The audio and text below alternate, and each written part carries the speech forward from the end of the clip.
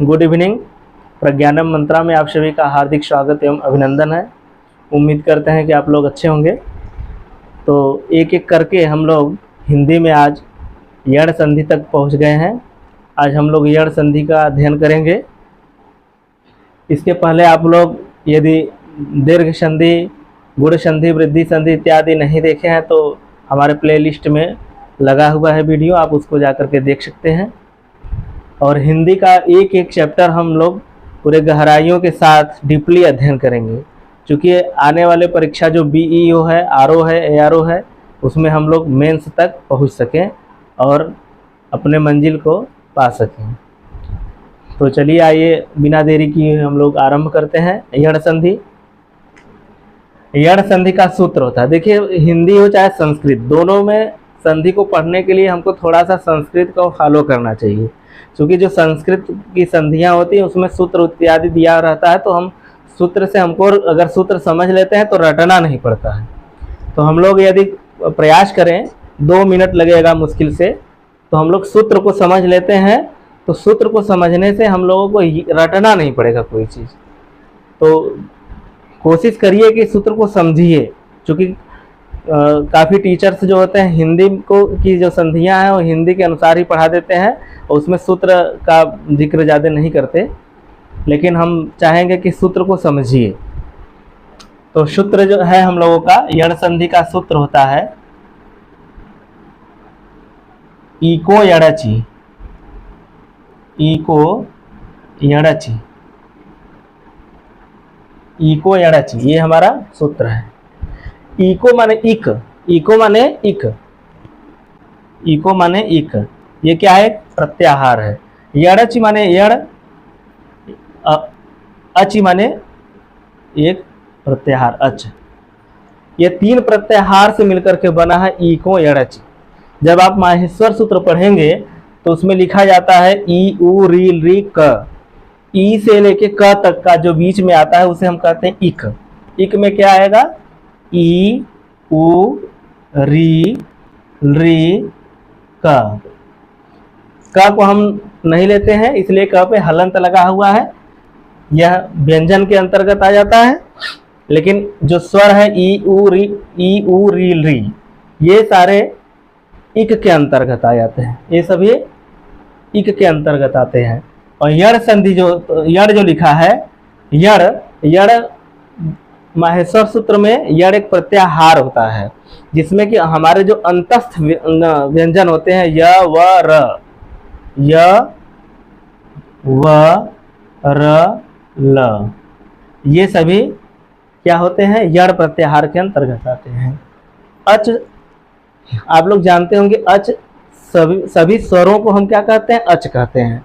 अच का प्रत्याहार कैसे बनता है? माहेश्वर सूत्र में जब जाएंगे आप, अ ई उ री री क एओंग ऐ औच, अ ई उ री री क, अ से शुरू करते हैं, अ ई उ री री क ए औच ऐ औंग, ए औच ऐ औंग। तो फिर उस तो अ ई उ री री क एओंग ऐ च, च आता है अंत में ना, तो अ से लेके च तक के बीच में, अ से च तक के बीच में जितने स्वर हैं सभी अच प्रत्याहार होते हैं। और लगभग क्या, सभी स्वर उसी में आ जाते हैं अच प्रत्याहार के अंतर्गत। माने स्वरों को हम संस्कृत में अच भी कहते हैं, स्वरों को संस्कृत में हम अच भी कहते हैं। माने सभी स्वर अ ई उ री री ए ओ औ, माने सभी स्वर, लगभग सभी स्वर, ठीक ना, आ जाते हैं। तो अब कहने का मतलब क्या है? देखिए ये आपका सूत्र हो गया, इसको आप लोग समझ गए होंगे। इक में क्या आता है? ई उ री री होता है। यण में य व र ल अंतस्थ व्यंजन होते हैं। अच में सभी स्वर होते हैं। अब करना क्या है कि हमको, देखिए पहले तो संस्कृत में इसको पढ़ा जाता है, लेकिन हिंदी में इसको नहीं पढ़ा जाता, और जब इसको नहीं पढ़ा जाएगा तो इसको भी नहीं पढ़ा जाएगा। तो ये हमको बस इतना ही पढ़ना है, हमको इतना ही पढ़ना है। यण संधि में हिंदी में हमको ई उ री य व र इतना ही पढ़ना है। जैसे कहने का मतलब देखिए, यदि इक प्रत्याहार के बाद माने ई उ री के बाद यदि अच आए, माने कोई भी स्वर, कोई भी असमान स्वर आए, तो ई उ री का क्या हो जाएगा, हमारे ई उ री का क्या हो जाता है, य उ का व री का र होता है। अब ऐसे समझिए, यदि इक प्रत्याहार के बाद माने ई उ री के बाद कोई भी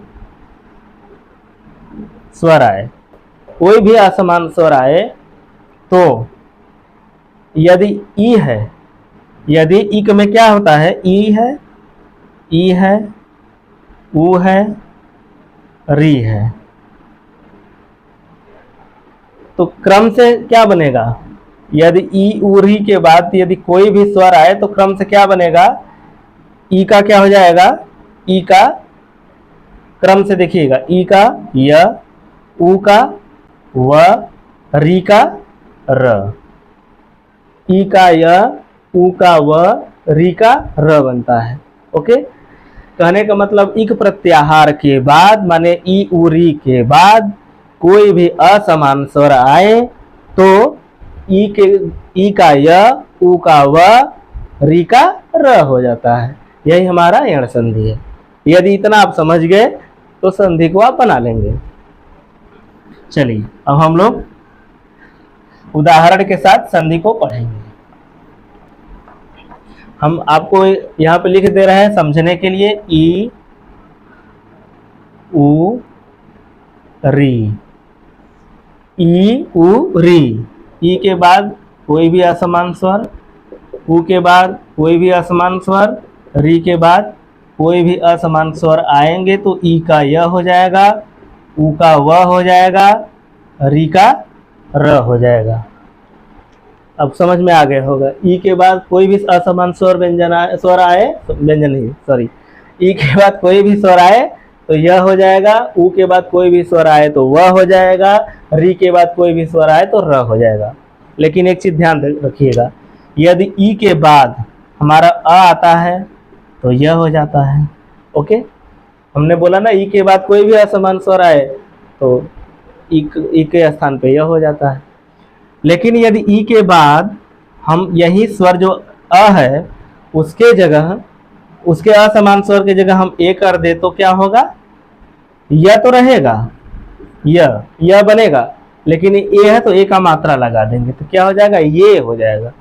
इसी प्रकार उ के बाद यदि कोई भी असमान स्वर या व्यंजन आए, सॉरी व्यंजन नहीं, कोई भी असमान स्वर आए, उ के बाद यदि अ आ जाता है तो हमारा क्या बनता है, वह बनता है। उ के बाद अ आने पे वह बनता है।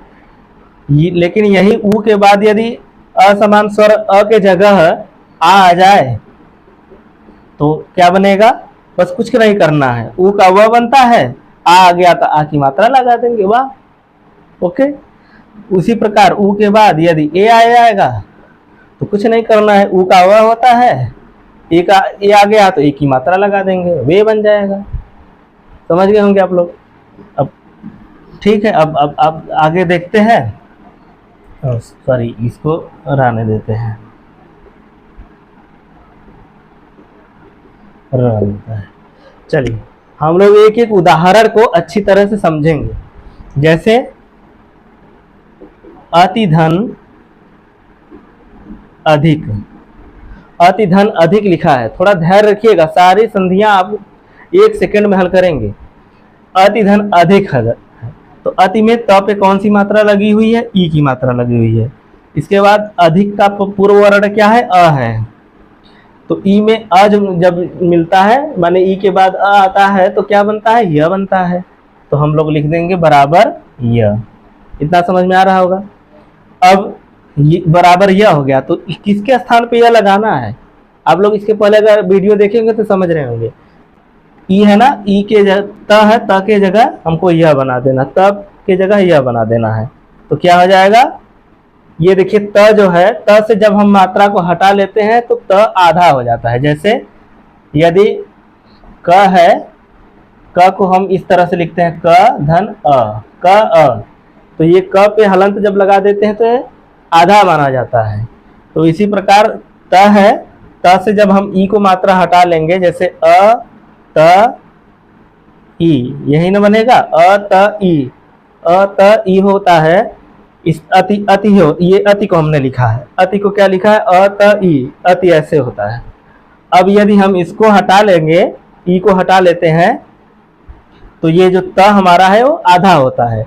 अब इसी त पे हम यह लगा देंगे, कैसे लगाएंगे, अति, अत आधा है तो अत्य हो जाएगा, क्या हो जाएगा, अत्य, समझ रहे होंगे, अत्य, और अ को कैंसिल कर देंगे, बचेगा क्या, धिक, जितना बचेगा उतना उतार लेंगे, क्या हो गया, अत्यधिक।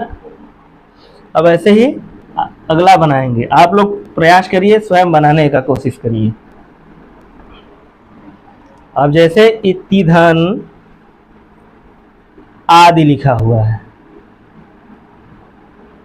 इति धन आदि लिखा हुआ है, तब पे कौन सी मात्रा लगी हुई है, ई की लगी हुई है। आदि का पूर्व वर्ण क्या है, अ है, ई के बाद अ आता है तो यह बन जाता है, ई के बाद अ आता है तो यह बन जाता है, तो बराबर यह लिख देंगे। अब हम करेंगे क्या, इति है, इति त पे यह जोड़ देंगे, त पे यह जोड़ेंगे, तो त को हम बार बार आपको बता रहे हैं कि जब त को ई से अलग कर देंगे तो त हलंत के रूप में आता है, तो त को हम आधा मान लेते हैं, तो क्या हो जाएगा, आधा त हो जाएगा, तो यह जोड़ देंगे तो इत्य हो जाएगा, क्या हो जाएगा, इत्य हो जाएगा।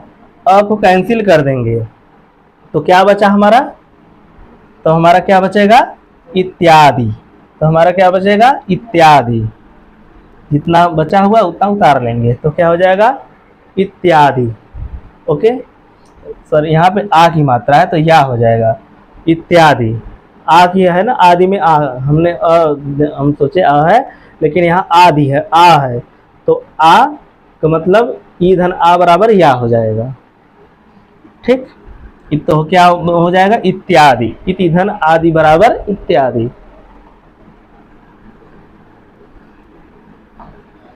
चलिए अगला उदाहरण देखते हैं, ऊपरी धन युक्त, ऊपरी धन युक्त, ओके, ऊपरी र पे कौन सी मात्रा है, ई की मात्रा है, और यू में क्या, ऊ की मात्रा है, तो ई के बाद ऊ आएगा तो क्या बन जाएगा, यह बन जाता है, ई का यह हो जाता है, ऊ का मात्रा लगा देंगे, ऊ का मात्रा लगा देंगे तो यू हो जाएगा, क्या हो जाएगा, यू, र पे यू जोड़ देंगे तो क्या हो जाएगा, ऊपर यू, क्या हो जाएगा, ऊपर यू, और इसको ऊपर यू, इसको कैंसिल कर देंगे तो क्या बचेगा, आधा क त बचेगा, तो क्या होगा, ऊपर युक्त हो जाएगा, ऊपर युक्त हो जाएगा, ऊपर धन युक्त बराबर ऊपर युक्त।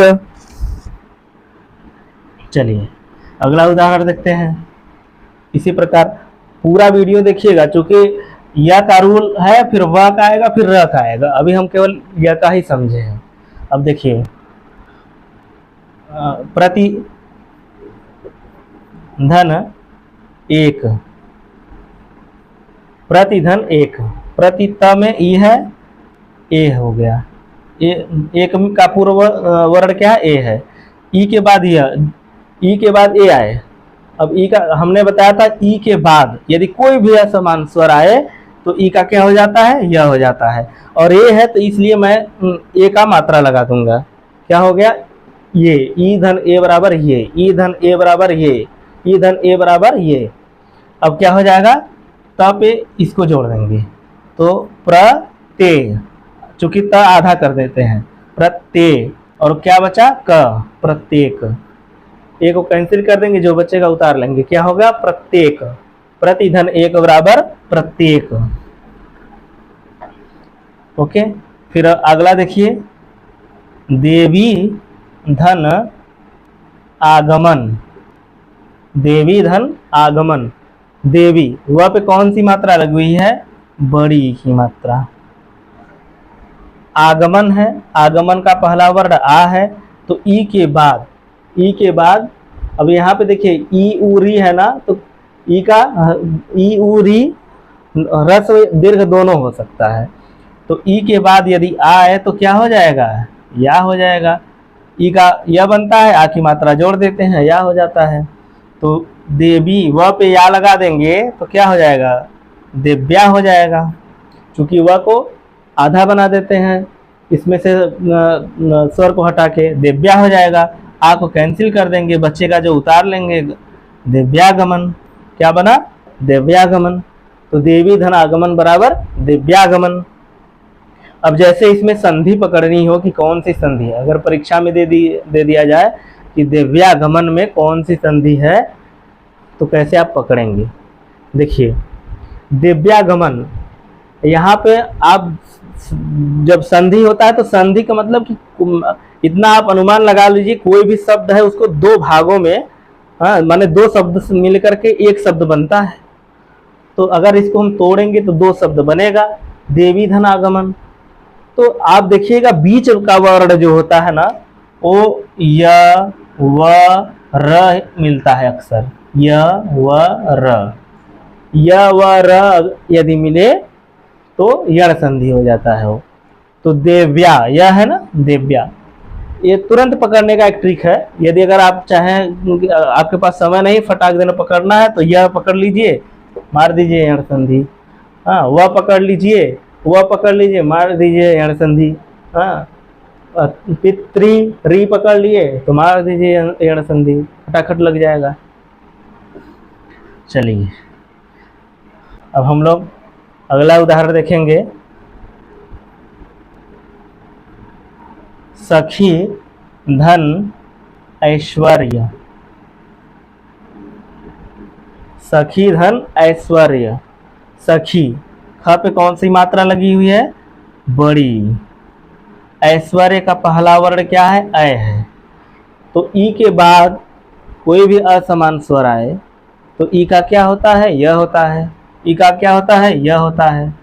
अब अय की मात्रा लगा है तो अय इस पे लगा देंगे, सख्यय, अय लगा देंगे, सख्यय हो गया। तो क्या हो गया, सख्यय।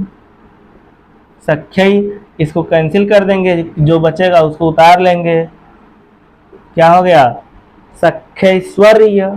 सख्यैश्वर्य, सखी धन ऐश्वर्य बराबर सख्यैश्वर्य। ओके, फिर अगला उदाहरण देखते हैं। अनुधन, अनुधन अय, अनुधन अय। ध्यान पूर्वक देखिएगा, अनुधन अय। अब यहाँ पे चेंज हो गया, न पे कौन सा मात्रा लगा हुआ है, ऊ की मात्रा लगा हुआ है। इसके बाद क्या है, अ है। तो यण संधि क्या कहता है, यण संधि क्या कहता है कि ऊ के बाद कोई भी असमान स्वर आए तो ऊ का क्या हो जाएगा, वह हो जाएगा। ऊ का क्या हो जाएगा, वह हो जाएगा। तो न पे क्या लगा देंगे, वह लगा देंगे, तो क्या हो जाएगा, अन्व। अ को कैंसिल कर देंगे, क्या बचा, यह। तो क्या हुआ, अन्वय। अनुधन अय बराबर अन्वय। कौन सी संधि होगी, यण संधि। इसी प्रकार अगला देखेंगे। मधुधन आलय, मधुधन आलय, ठीक ना। तो ध पे कौन सी मात्रा लगा हुआ है, ऊ। धन आलय का आ ले लेंगे, तो ऊ में आ जब जोड़ते हैं, ऊ के बाद यदि आ आता है तो क्या हो जाता है, वाह हो जाएगा। माने ऊ का व, आ की मात्रा लगा है तो आ की मात्रा व में लगा देंगे, तो ऊ का ऊ धन आ बराबर वाह। तो अब क्या हो गया, ध पे वाह जोड़ देंगे, तो क्या हो जाएगा, मध्वा। क्या बना, मध्वा। आ को कैंसिल कर देंगे, क्या बचा, लय। क्या बचा, लय। तो हो जाएगा मध्वालय। क्या बना, मध्वालय। फिर अगला उदाहरण देखेंगे।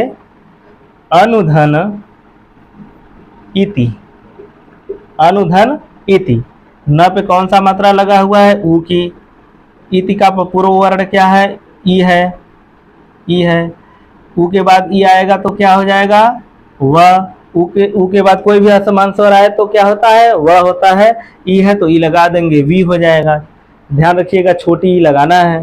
तो अनु, न का वी कर देंगे, न का वी कर देंगे, अन्वी हो जाएगा, अन्वी। ई को कैंसिल कर देंगे, क्या बचा, ती, अन्विति। क्या हुआ? अन्विति। अनुधन इति बराबर अन्विति। इसी प्रकार अगला उदाहरण देखेंगे। अन्वेषण, अनुधन, अनुधन एषण, अनुधन एषण। अब देखिए न पे कौन सा मात्रा लगा है? उ के बाद ए आ गया, तो हम बताए हैं कि उ के बाद कोई भी असमान स्वर आए तो उ का व हो जाता है, उ का व हो जाता है। उ का हम व बना दिए। ए की मात्रा लगा हुआ है तो वे कर देंगे। अब न पे वे लगा देंगे तो क्या हो जाएगा? अन्वे हो जाएगा। और ए को कैंसिल कर देंगे, क्या बचा? सड़, तो हो गया अन्वेषण। ओके, एक ही ट्रिक लगाना है पांचों संधियों में, जैसे बता रहे हैं स्टेप बाय स्टेप सेट करना है। अन्वेषण हो गया। अब उसके बाद री वाला देख लेते हैं। अब री कैसे बनेगा? पितृधन अनुमति, पितृधन अनुमति। त्रि में कौन सी मात्रा लगी हुई है? री। री के बाद क्या आया है? अ। तो री के बाद ये अ आए, माने री के बाद कोई भी असमान स्वर आए तो री का र हो जाता है। तो क्या बना? पितृ। तो त में र जोड़ देंगे। हाँ, तो त में जब र जोड़ देंगे तो क्या हो जाता है? पित्र। तब क्या हो जाता है? पित्र। अ को कैंसिल कर देंगे, जो बचेगा उतार लेंगे, तो क्या होगा? पित्रानुमति। क्या हुआ? पित्रानुमति, पित्रानुमति। ओके, अब अगला उदाहरण देखेंगे। मात्राज्ञा, मातृ धन आज्ञा, मातृधन आज्ञा। मातृ री में क्या है? त्रि में क्या है? री। आज्ञा का आ हो गया, तो री के बाद आ आएगा, माने असमान स्वर है। री का के बाद असमान स्वर आएगा तो री का र हो जाएगा। आ की मात्रा लगा हुआ तो आ जोड़ देंगे, तो री धन आ बराबर रा हो जाएगा। तब पे रा चढ़ा देंगे तो क्या हो जाएगा? मात्रा हो जाएगा। और आ को कैंसिल कर देंगे, क्या बचा? ज्ञा। तो ज्ञा को उतार लेंगे तो क्या हो गया? मात्राज्ञा हो गया। ओके, अब एक अंतिम उदाहरण देख लेंगे, हमारा यण संधि कंप्लीट हो जाएगा। मातृ, मातृ धन इच्छा, मातृधन इच्छा। ध्यान पूर्वक देखिएगा, ये अंतिम उदाहरण दे रहे हैं, इसके बाद यण संधि समाप्त हो जाएगा। मातृधन इच्छा, त्रि है, त्रि में कौन सा स्वर है? री है। री के बाद छोटी ही है, तो री के बाद यदि कोई असमान स्वर आए तो री का क्या हो जाता है? र। र पे छोटी की मात्रा लगी हुई तो री लगा देंगे, त के जगह री लगा देंगे तो क्या हो जाएगा? मातृ हो जाएगा। क्या हो जाएगा? मातृ हो जाएगा। हाँ, और ई को कैंसिल कर देंगे तो जितना बचा उतना उतार लेंगे, तो क्या हो गया? मातृक्षा हो गया। मातृक्षा, मातृधन इच्छा बराबर मातृक्षा हो गया। तो आज हमारा यण संधि समाप्त होता है। इसके बाद हम लोग कल मिलेंगे, हाँ कल मिलेंगे अयादि संधि में। नमस्कार।